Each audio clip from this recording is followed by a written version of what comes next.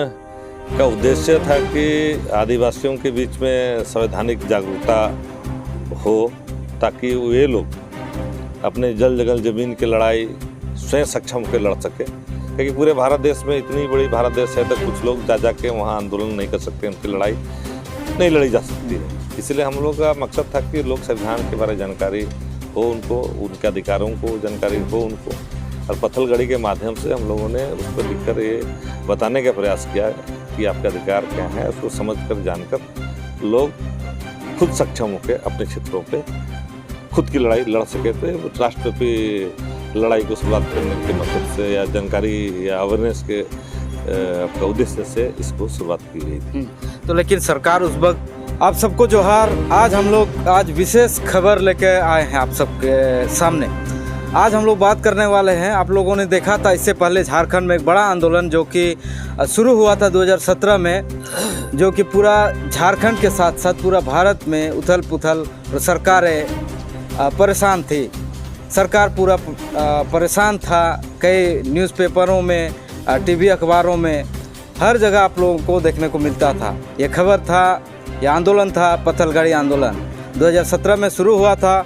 इसके बाद सरकार ने उन पर कार्रवाई भी किया, 2018 में कार्रवाई भी किया। इसके बाद झारखंड मुक्ति मोर्चा का सरकार बना और सरकार ने केस वापस किया। लेकिन उस केस की वापस करने का सच्चाई क्या है, आज हम उन सबको जानेंगे। लेकिन साथ हैं श्री विजय कुजूर जी हैं और इसके साथ साथ कृष्णा हंसदा जी हैं। आज हम इनसे बात करने वाले हैं पत्थलगड़ी आंदोलन को लेकर। और आज इनका पत्थलगड़ी केस सारा ख़त्म हुआ। तो इतने दिनों बाद दिसंबर 2020 में सरकार ने घोषणा कर दिया था, झारखंड मुक्ति मोर्चा यानी गठबंधन की सरकार ने, ये सारा केस वापस कर रहे हैं। तो आज इनका केस कैसे आज ख़त्म हुआ, यही सब बातों को लेकर आज हम लोग चर्चा करने वाले हैं। सबसे पहले स्वागत है सर। स्वागत है। आदिम जुमिद चैनल के सभी दर्शकों को भी जोहार। सबसे पहले आपसे ये जानना चाहेंगे कि पत्थलगड़ी आंदोलन जो है 2017 में शुरू हुआ, इसकी शुरुआत क्यों हुआ, किस लिए हुआ, क्यों ज़रूरत पड़ा यह आंदोलन को शुरू करने के लिए? ये आंदोलन का उद्देश्य था कि आदिवासियों के बीच में संवैधानिक जागरूकता हो, ताकि वे लोग अपने जल जंगल ज़मीन की लड़ाई स्वयं सक्षम होकर लड़ सके। क्योंकि पूरे भारत देश में इतनी बड़ी भारत देश है, तो कुछ लोग जा के वहाँ आंदोलन नहीं कर सकते, उनकी लड़ाई नहीं लड़ी जा सकती है। इसलिए हम लोग का मकसद था कि लोग संविधान के बारे में जानकारी हो उनको, उनके अधिकारों को जानकारी हो उनको, और पत्थलगड़ी के माध्यम से हम लोगों ने उस पर लिखकर ये बताने का प्रयास किया कि आपका अधिकार क्या है, उसको समझकर जानकर लोग खुद सक्षम होकर अपने क्षेत्रों पे खुद की लड़ाई लड़ सके। तो ये राष्ट्रव्यापी लड़ाई को शुरुआत करने के मकसद से या जानकारी या अवेयरनेस के आपका उद्देश्य से इसको शुरुआत की गई थी। तो लेकिन सरकार उस वक्त जो था, रघुवर दास मुख्यमंत्री थे यहाँ के, उस वक्त के मुख्यमंत्री, तो उनका भी कहना है, और उसके यहाँ प्रिंट मीडिया के माध्यम से भी उन्होंने भी सीधा कह दिया था कि पत्थलगड़ी गरीबों के खिलाफ साजिश और संविधान विरोधी है, पत्थलगड़ी कहकर कह चुके थे और कार्रवाई भी किया था। अगर आप लोग सच में अगर लोगों को जानकारी दे रहे थे संविधान का, तो सरकार ने कार्रवाई क्यों किया? आपको क्या लगता है इस पर कार्रवाई क्यों करना चाहिए? मुझे लगता है कि पत्थलगड़ी के माध्यम से जो संवैधानिक हकों की, अधिकारों के बारे जो जागरूकता था, उसकी गति रफ्तार बहुत तेज़ थी। तो मुझे लगता है कि वो लोग नहीं चाहते थे, जो मनुवादी ताकतें हैं या पूंजीपति वर्ग है या आपका समाजवादी व्यवस्था के लोग हैं, शायद उनको लगता था कि आदिवासी अगर अधिकार कुछ तरह से जागरूक हो जाएंगे तो उससे जल जंगल ज़मीन पर उनका जो आपका कब्जा करने का जो मंशा है वो सफल नहीं हो पाएगा।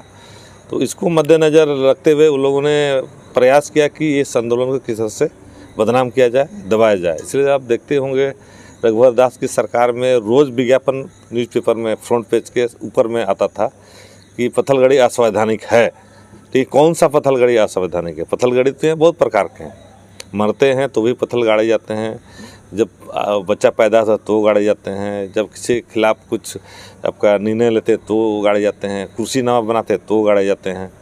तो बहुत सारे आपका अवसरों पर जो है पत्थलगड़ी के माध्यम से लोग जो है अपने एक्सप्रेस करते हैं, अपनी चीज़ों को पत्थल के माध्यम से व्यक्त करते हैं। तो ये परंपरा रही है।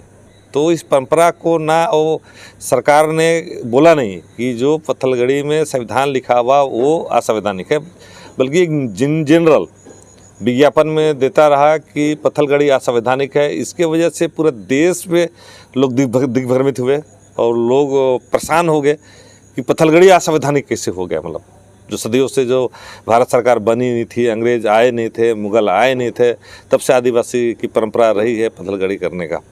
तो फिर दिग्भ्रमित करने के लिए या एक बहुत हैबोक क्रिएट करने के लिए जानबूझ के एक साजिश के तहत मुझे लगता है कि रघुवर सरकार ने पत्थलगड़ी को बदनाम करने के लिए आपका साजिश रचा था। उसके तहत जो है उसके साथ जो गोदी मीडिया था प्रोपेगेंडा करके जो है हम लोगों को आपका गलत तरीके से फर्जी केस पे जो है आपका संविधान की गलत व्याख्या करना, आपका अफीम का तस्करी का आरोप लगाया गया, मानव तस्करी के आरोप लगाए गए, ठीक है। संविधान का बहुत सारे अनुच्छेदों पे हम लोग को घेरने का प्रयास किया गया।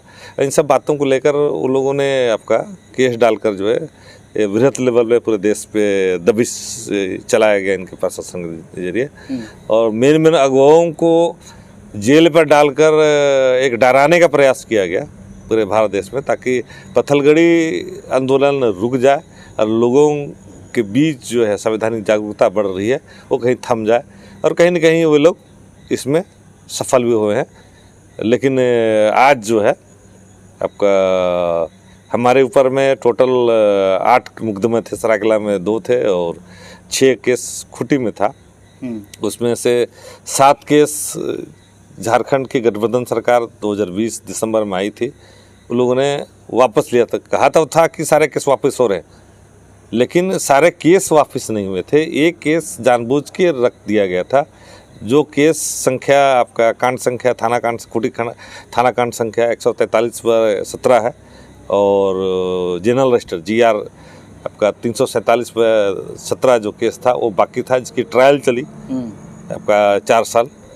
और आज जाकर आपका जज महोदय ने कहा कि भाई जो संविधान की गलत व्याख्या इसमें नहीं अनुच्छेद है, और मानव तस्करी का जो आरोप थे, अफीम के तस्करी का आरोप थे और अन्य आरोप लगाए थे, सभी आपके आरोपों से आज हम लोगों को मुक्त कर दिया और हम लोग आज को बरी कर दिया गया। तो हम यहाँ हम लोगों ने जब पहला शपथ ग्रहण के दिन ही महागठबंधन की सरकार ने सारे पत्थलगड़ी केस को वापस करने का आह्वान किया था, वहाँ से सीधे तौर पर ऐलान कर दिया गया था। लेकिन हम देख रहे हैं कि सारे केस वापस नहीं हुआ था, एक केस बचा हुआ था जो आज समाप्त हो गए हैं। तो आपको क्या लगता है कि सरकार ने इस केस को वापस क्यों किया? एक सरकार जो भाजपा थी उन्होंने केस लगाया था, कई आदिवासियों पर हजारों आदिवासियों पर केस लगाया था, और यहाँ गठबंधन सरकार बनने के बाद इनकी केसों को हटाने का निर्णय लिया गया।